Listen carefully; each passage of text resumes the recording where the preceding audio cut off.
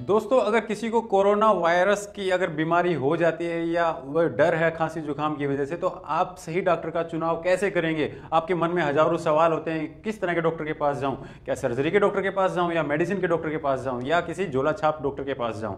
तो मैं आपको बताऊंगा कि कौन सा डॉक्टर आपके लिए सबसे बेहतरीन है। अगर आप बड़े हैं या बच्चे हैं या बुजुर्ग हैं, तो आपको किस डॉक्टर के पास जाना चाहिए। दोस्तों, सबसे पहले मैं बताऊंगा कि जो ये फ्लू टाइप की जो बीमारी है, जो ये कोरोना वायरस का एक जो फ्लू जो फीवर है, जो खांसी जो फैली हुई है, इसका जो इलाज करने वाला जो सही डॉक्टर होता है वो होता है एमबीबीएस एमडी मेडिसिन का डॉक्टर, फिजिशियन जिसको हम बोलते हैं। या उसने एमडी नहीं तो या डीएनबी कर रखी है, तो वो भी आपके लिए उपयुक्त डॉक्टर है, लेकिन वो मेडिसिन में ही एक्सपर्ट डॉक्टर होना चाहिए। दोस्तों, कोरोना वायरस की अगर बीमारी है तो आपको जो दूसरा डॉक्टर जो मैं बताने जा रहा हूं वो है रेस्पिरेटरी मेडिसिन का डॉक्टर, जो छाती रोग विशेषज्ञ हम जिसको बोलते हैं, वो होता है एमबीबीएस एमडी चेस्ट मेडिसिन या फिर डीएनबी चेस्ट मेडिसिन। तो यही जो डॉक्टर होते हैं जो चेस्ट मेडिसिन के, वो भी आपके कोरोना की अगर किसी को बीमारी है तो वो उसका इलाज कर सकते हैं। दोस्तों, अगर बच्चों में ये बीमारी हो जाती है, बच्चों को खांसी हो जाती है, कोरोना वायरस का इन्फेक्शन हो जाता है, तो आप अपने बच्चे को पीडियाट्रिशियन के पास लेके जाएंगे, जो बच्चों में जिसने एमडी पीडियाट्रिक्स कर रखी है या फिर डीएनबी पीडियाट्रिक्स मेडिसिन से उसने अगर डीएनबी कर रखी है, तो उसके पास जाके बच्चे का इलाज कराइए। दोस्तों, अगर कोरोना वायरस से इन्फेक्शन होने के बाद मरीज की हालत खराब हो चुकी है, उसको सांस लेने में अगर दिक्कत आ रही है, तो आपको जरूरत पड़ सकती है वेंटिलेटर के लिए। और वेंटिलेटर के मैनेजमेंट के लिए सबसे उपयुक्त डॉक्टर होता है एमडी एनेस्थीसिया या फिर डीएनबी एनेस्थीसिया। अगर आपको पेशेंट को आईसीयू केयर के लिए पड़ रहा है, या फिर मरीज को अगर आईसीयू में रखना पड़ रहा है, तो आप एक एनेस्थेटिस्ट से भी संपर्क कर सकते हैं। वो भी आपके मरीज को सही से मैनेज करेगा, उसके ऊपर वेंटिलेटर अच्छे से उसको मैनेज कर पाएगा। दोस्तों, अगर कोरोना वायरस के मरीज को रीनल फेलियर हो रहा है या फिर उसकी किडनी शट डाउन हो रही है, तो उसके लिए हो सकता है कि डायलिसिस की जरूरत पड़े, तो वो सबसे बेहतरीन आपके लिए होगा नेफ्रोलॉजिस्ट, जो किडनी का डॉक्टर होता है, वही उसका डायलिसिस के लिए उपयुक्त रहेगा।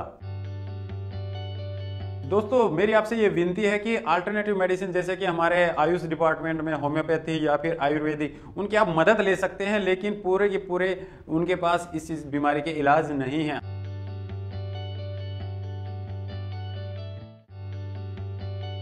दोस्तों, अब हम डिस्कस करेंगे कि अगर किसी को कोरोना वायरस की बीमारी हो जाती है या किसी परिजन को अगर हो जाती है ये बीमारी, तो हमें उसको किस तरह से मैनेज करना चाहिए। तो उसमें सबसे पहले हमें ये कदम उठाना चाहिए कि हमें उस मरीज के बारे में किसी भी सरकारी हॉस्पिटल में जाके रजिस्ट्रेशन कराना ही होगा, उसके बारे में जानकारी देनी चाहिए। ये आपके फायदे की बात है, नुकसान की बात नहीं है। अगर आप रजिस्टर करा देते हैं उस पेशेंट को, तो उसका सारा का सारा खर्चा है, जो वहन है उसके खर्चे का, या उसके लिए जो डॉक्टर चाहिएंगे, वो सारे के सारे सरकार आपको उपलब्ध कराएगी। जो मरीज है उसके संपर्क में बच्चों को, बुजुर्गों को, गर्भवती महिलाओं को उसके संपर्क में नहीं आने देना है। मरीज को आइसोलेशन वार्ड में रखा जाता है, या फिर कहीं दूर दराज अगर हमने क्वारंटीन के तहत अगर कोई वार्ड बना रखा, कोई हॉस्पिटल बना रखा है, तो उसके अंदर उसको रखा जाता है जब तक कि वो अच्छे से ठीक नहीं हो जाता। सबसे पहले होता है पॉलीमरेज चेन रिएक्शन एग्जाम, उस वायरस की प्रेजेंस उसके शरीर में है कि नहीं है, इसको आइडेंटिफाई करने के लिए हम पीसीआर करते हैं। अगला है एलाइजा, एंजाइम लिंक्ड इम्यूनोसोर्वेंट एस्से, जिससे पता लगता है कि उसके शरीर के अंदर वो एंटीबॉडीज हैं कि नहीं हैं। दोस्तों, इनके अलावा हम करते हैं कंप्लीट ब्लड काउंट करते हैं, मरीज का छाती का एक्सरे करेंगे, अगर जरूरत पड़ेगी तो उसका सीटी स्कैन भी करेंगे छाती का। उससे ये देखते हैं कि उसके फेफड़ों को कितना नुकसान हो रहा है, या फिर उसके फेफड़ों में पानी भरा है कि नहीं भरा है। दोस्तों, अगर मरीज को रेस्पिरेटरी डिस्ट्रेस हो रहा है, उसको सांस लेने में दिक्कत हो रही है, तो हम क्या करते हैं, उसका ब्लड गैस एनालिसिस, उसके जो ब्लड के अंदर ऑक्सीजन है, कार्बन डाइऑक्साइड है, उसकी मात्रा कितनी होती है, ये जानने के लिए उसका बीजीए एग्जाम करते हैं, ताकि अगर उसको वेंटिलेटर की जरूरत है कि नहीं है, ये देखने के लिए। सबसे पहले हम क्या करते हैं कि मरीज को अगर ऑक्सीजन की जरूरत है, उसको रेस्पिरेटरी डिस्ट्रेस हो रहा है, उसको सांस लेने में दिक्कत हो रही है, तो हम उसको ऑक्सीजन की सपोर्ट पे डाल देते हैं। हम सपोर्टिव मेडिसिन के अंदर मरीज को आईवी फ्लूइड्स लगाते हैं, ताकि उसके शरीर में पानी की कमी ना हो। आईवी फ्लूइड्स के अंदर हम नॉर्मल सलाइन, रिंगर, लैक्टेट का प्रयोग करते हैं। दोस्तों, अगर कोरोना वायरस डिजीज से ग्रसित रोगी खाने पीने में सक्षम नहीं रहता है, मुंह से खान पान नहीं ले पा रहा होता है, तो हमारे पास एक होता है TPN, टोटली पारेंटेरल न्यूट्रिशन। उसके वो सब दे करके हम उसके शरीर के अंदर जो जो उसके शरीर में फूड को लेकर उसकी नीड्स होती हैं वो पूरी करते हैं। अगर मरीज को खांसी जुकाम ज़्यादा हो रहा है तो हम उसको एंटी एलर्जिक मेडिसिन उसको दे रहे होते हैं, ताकि उसका जो जो फेफड़े हैं और ऊपर का जो रेस्पिरेटरी ट्रैक्ट है वो ड्राई रहे। दोस्तों, इसमें अगर मरीज को ज़्यादा बुखार है तो हम पैरासीटामोल का यूज़ करते हैं, ताकि उसका शरीर का तापमान ठीक ठाक रहे। उसके अलावा अगर ज़रूरत पड़ती है तो हम उसकी कोल्ड स्पंजिंग करते हैं, उसके शरीर के तापमान को नॉर्मल लाने के लिए। कभी कभी हमें यह भी करना पड़ता है कि अगर मरीज को रीनल शटडाउन, रीनल फेलियर में चला जाए तो मरीज को डायलिसिस पे डाला जाता है।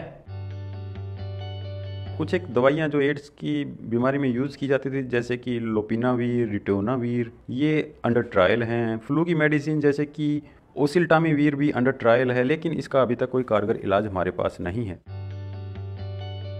दोस्तों देखिए, ऑस्ट्रेलिया में गर्मी भी है, ड्राई वेदर भी है, लेकिन फिर भी वहाँ पर 50-60 लोग इसकी चपेट में आए हुए हैं। इसलिए मेरी आपसे दरखास्त है कि भले ही मौसम अब गर्म होता जा रहा है, लेकिन इसका इफेक्ट क्या होगा गर्मी के साथ, ये बढ़ेगी कि या घटेगी, इसके ऊपर अभी भी थोड़ा सा डाउट है, क्वेश्चन मार्क है। इसलिए मेरी आपसे ये विनती है कि प्रिवेंशन के, इसके जो बचने के जितने उपाय हैं वो सारे लागू रखिए आपके ऊपर, आपके परिवार के ऊपर और आपके सगे संबंधियों के ऊपर। दोस्तों, मैं आपसे रिक्वेस्ट करता हूं कि अगर आपको आइसोलेशन वार्ड में रखा गया है, आप सस्पेक्टेड केस हैं, आपके ऊपर शक किया जा रहा है कि आपको कोरोना वायरस की बीमारी हो गई है, तो कृपया करके आइसोलेशन वार्ड से भागिए मत। अगर आप भाग जाते हैं, घर चले जाते हैं या कहीं परिजनों के पास चले जाते हैं इधर उधर, तो आप उनको ये बीमारी लगा सकते हैं।